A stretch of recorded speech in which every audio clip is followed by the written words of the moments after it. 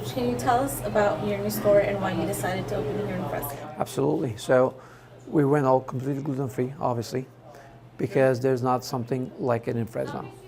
So if you're gluten-free like I am, I've been for the past 10 years, 12 years now, you have to go out of town for most people. I make my own stuff, so I don't have to worry about it much, right?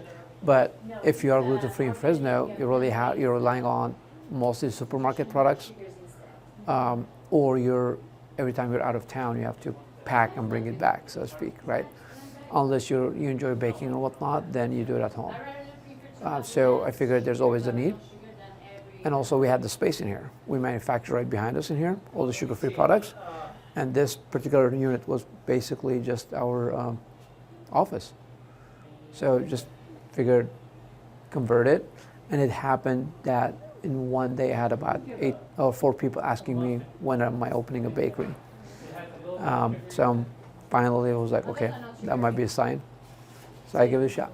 You had some interest from people that were coming up to you and asking you, hey, you should really open up a gluten-free shop.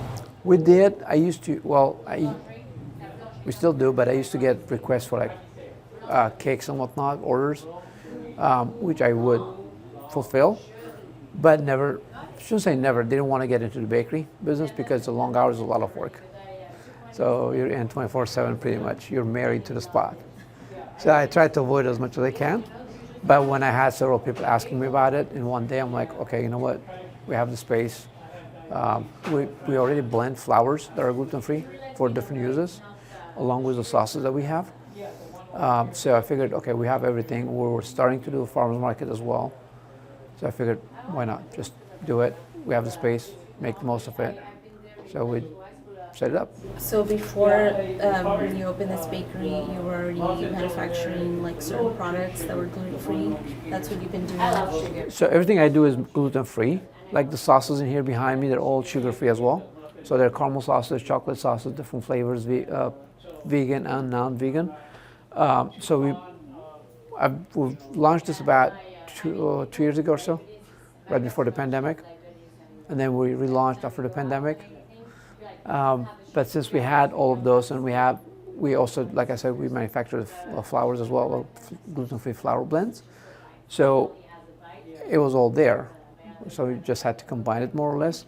So we do offer some sugar-free products in here, but not everything is sugar-free because it really makes it cost prohibitive between the gluten-free and sugar-free, right? So, but we do offer several products that are, and we keep adding as we get more requests for it.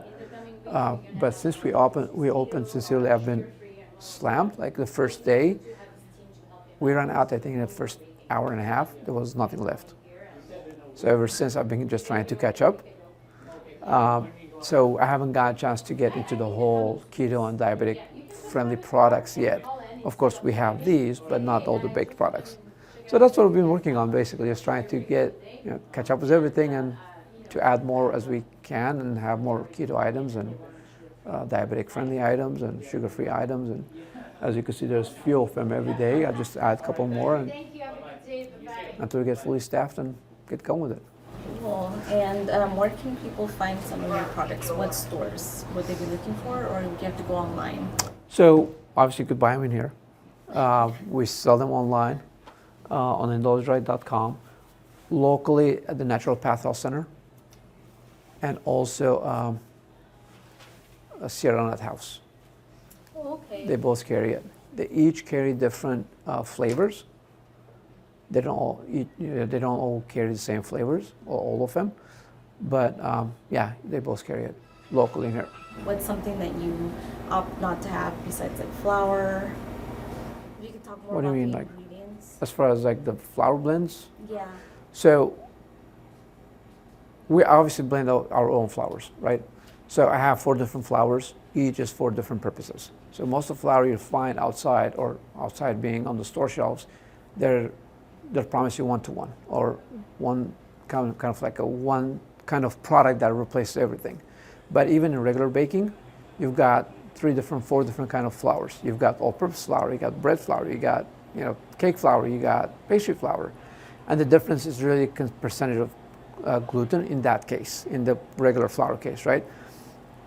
In the gluten-free case, it's far more complicated, yet all you'll find in the stores is really one kind of flour blend for everything. Sometimes you might find different blends, or at least the labels, but if you look at the blend, it's really the same. So it might say cake flour, but it'll have the same ingredients, right? What I did is basically I took that whole thing and turned it around. So each blend has different ingredients that are designed specifically for that purpose. So the cake flour blend, for example, has different ingredients versus the all-purpose or the pie flour, right? So in the pie flour case, you have you want to get a flaky flour blend or flaky crust. So the blend is designed for that, right? And then the main difference really is so that you don't taste the difference. Yes, we are a gluten-free facility, completely gluten-free facility. Our products are obviously gluten-free, but for anybody who's not gluten-free should not taste the difference, if that makes sense. Yeah. So we want everybody to be able oh yeah, we could go have a croissant or a cinnamon roll or a cake and not be oh yeah, this tastes like gluten-free. You know what I mean? Or looks like gluten-free. So our goal is basically, yes, it is gluten-free, but make sure, to make sure that people don't feel the difference. The sourdough breads, you really can't tell they're gluten-free. And that's what we basically strive to achieve. I was going to ask you if you've ever owned other stores in the past. I have. So I've been self-employed since 2009. No, wait, 99. I missed a couple of years there. So yeah, exactly. So I've had bakeries, cafes. I've had a couple of restaurants in here. I had a restaurant in Fresno from 2007 to 2010. I had a bakery next door at the same time. I did catering in here as well as the Bay Area. And yeah, we've done consulting for the industry as well. So I've been in the industry for the past 32 years. I went to culinary school in Italy. Went for the whole thing. Started when I was 14. 14? Wow. Yeah, what made you move to Fresno? So I moved to Fresno right after 9/11 happened. So that's when I had the business in the Bay Area. And then my lease was over basically, and as the whole world was changing at that time for those reasons at that time, different than the whole pandemic thing a couple of years ago, right? So I had family in here. So I kind of moved down here to help a little bit. And then I saw the opportunity and stayed, and I started doing personal chefing then. And then that kind of grew into the whole catering business, and from there I expanded to the restaurant and the bakery. Always had a passion for baking, but when I was diagnosed with non-celiac, is basically kind of got out of the business. That was when I had the bakery and restaurant here in Fresno, right up the street, on Board Palm. So when I was diagnosed with non-celiac, I was basically all they covered was flour. So I had to make a big choice, big change. And that's when I got into more of the gluten-free aspect of it. But the thing is, when I actually went gluten-free, all my problems, so to speak, all my pains and back pain, neck pain, gut issues, joint pain, all just disappeared, right? So that changed my entire health, if you would. But that prompted me to find out, okay, what is it? How is it that happens? How is it that one ingredient could make such a big difference, right? Initially, I didn't believe it, so I went back to eating gluten. That's when I realized I had a brain fog and a stinking attitude that came with the gluten part, and that was basically the end of it for me. I haven't had, except a couple of cross-contaminations here and there, any gluten since 2009 or 10.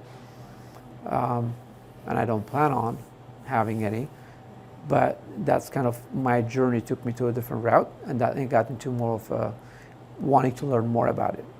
So I became a certified gluten-free practitioner. I got down the road of the whole nutrition part of it.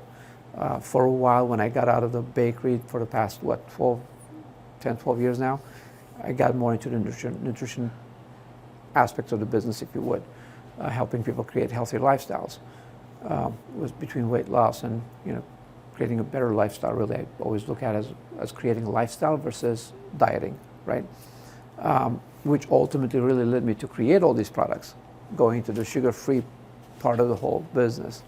But like I said, because of the demand and all that, and we don't have another bakery in the valley, throughout the valley really, so came back into baking, back to kind of the roots, if you would, back to my passion. So, yeah. And during the pandemic, did you find it kind of challenging, like you kind of want to wait to open the bakery because everything was kind of closed or anything like that? Actually, during the pandemic, I had moved out. I used to live in LA during that whole thing. We used to co-manufacture, or we used to contract out the manufacturing aspect of it. But when the pandemic hit, we realized that that was not sustainable.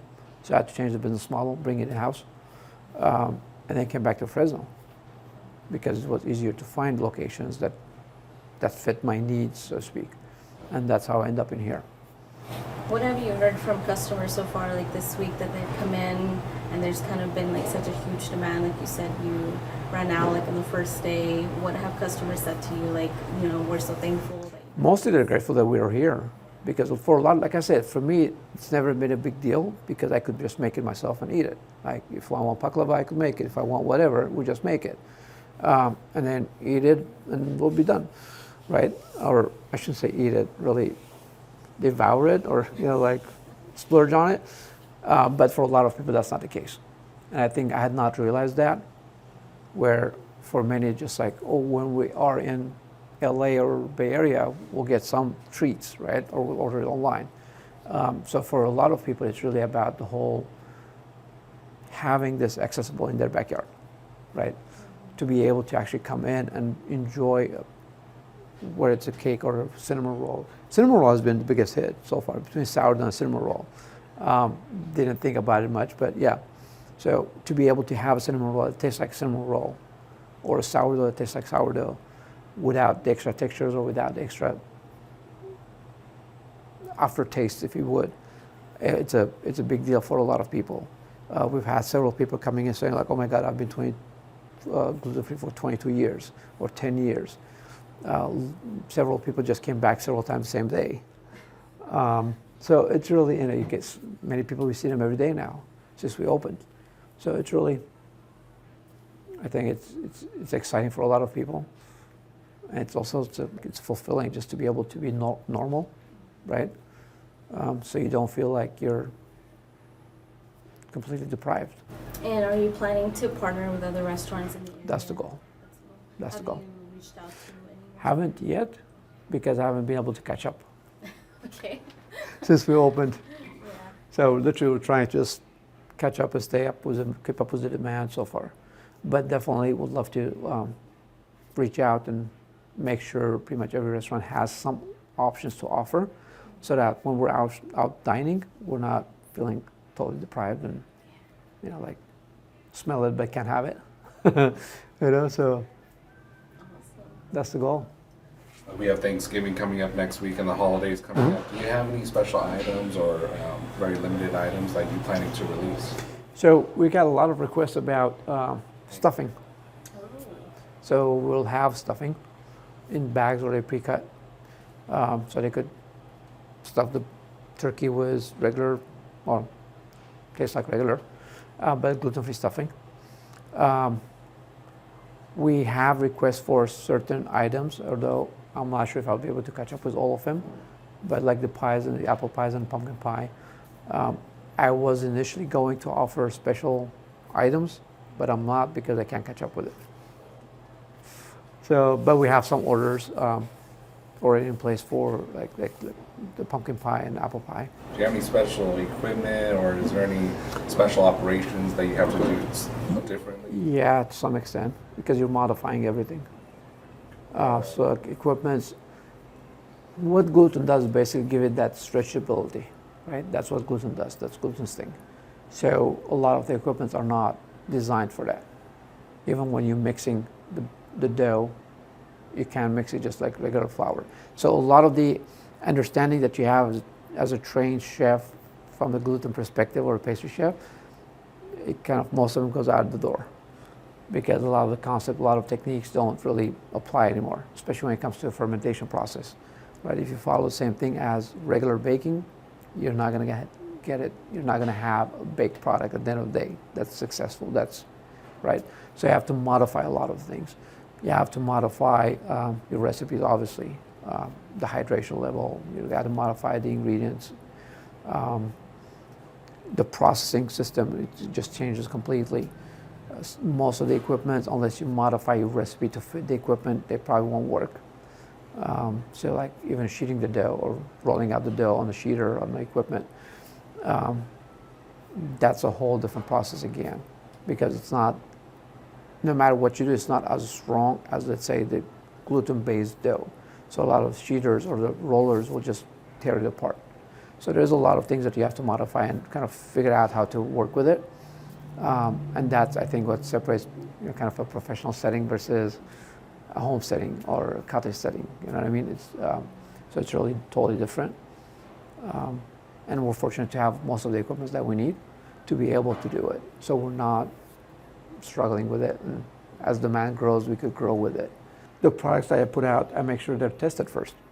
That's why I'm hesitant to put out all the keto products out, all the sugar-free products. I mean, we have some of them that we've tried already, that I've tested multiple times. So I know I could replicate, and I know I could expand on, right? Multiply the recipes, if you would. But a lot of things I haven't yet. So that's why I'm kind of hesitant to not to add a lot of them at once, because we want to make sure whatever we do, it really is tested and true and tried. So you're getting the product that you want versus, oh, here it is, it's sugar-free or it's keto, but you take it outside, you can't even eat it. You know what I mean? It's like, it looks like a brick or something. You know, so it's really, so from that perspective, really, I spent a lot of time researching and developing before even formulating my products. Like every ingredient has a purpose. It truly has a purpose in the blend. In the, like, so a lot of times you hear about, oh, well, if there's more than 3 ingredients, it's not good for you. Well, I got news for you. In the gluten-free business or industry, that doesn't work. Because if you only keep 3 ingredients, you're not going to get anything out of it, right? So it's really difficult to understand sometimes, but it's really, you're replacing one ingredient, wheat, with 6, 7 different blends or flour or grains to create that one, or the properties of that one ingredient, right? So you might find rice flour, brown rice flour, you might find tapioca, you might find potato starch, you might find, we don't use any corn products, we don't use any soy products in our, or peanuts or, like nuts. Obviously we bake with nuts, but not in the flour blends. So, but you have to replace them with something and really recreate that starchy, fibery, texture of the wheat flour blend, basically, or the wheat flour. So it takes a lot for it. Every ingredient has different reaction once it's heated or, once baked. Some might add texture, some might add crust, some might add or support with the crust, or some might be, so it's really, each one of them has different use. So that's why it makes it a little difficult, and that's why going back to the same, like different mixtures that you'll find in the market, yeah, they might work, but they don't replace it exactly. So you have to modify your recipe because of that, or accordingly. So I try to take the guessing work out of, somebody who's cooking at home. Even as professionals, unless you want to spend, 7, 8 years in researching everything and coming up with everything, you don't have the time for it. So even as a professional, if you want to bake at home or for your restaurant or for your whatever business, you could get the flour blends and make it. So you don't have to modify too much. And if people want to know more information, where can you tell them, and where are you located? So we are on the northeast corner of Shaw and West, literally behind Dutch Bros. And then you could find us online as well at indulgeright.com. There's a whole page, a bakery page in there as well. Of course, you could reach us in here, directly at the bakery. And hopefully soon at the local cafes and coffee shops that will carry our products. I just had one question. It was, you said you were diagnosed with one disease? Non-celiac gluten sensitivity. So, Non-celiac? Non-celiac. Oh, okay. So there's two kinds, right? You have celiac or non-celiac. The main difference is really that when it's celiac, it mostly affects your intestinal lining. That's what celiac is. So it affects your intestinal lining, your villi. When it's non-celiac, it really affects it could affect any part of your body, anywhere from your brain to your joints to your skin to your, any part of your body really. It's extraintestinal. You were diagnosed with it? With non-celiac? Well, technically I was diagnosed in 2007, but didn't buy it for a couple years until my doctor was really insistent, so I gave it a shot. So it took me a couple years to believe into it. Okay. But yeah, so I've been gluten-free since 2010, 10, I would say.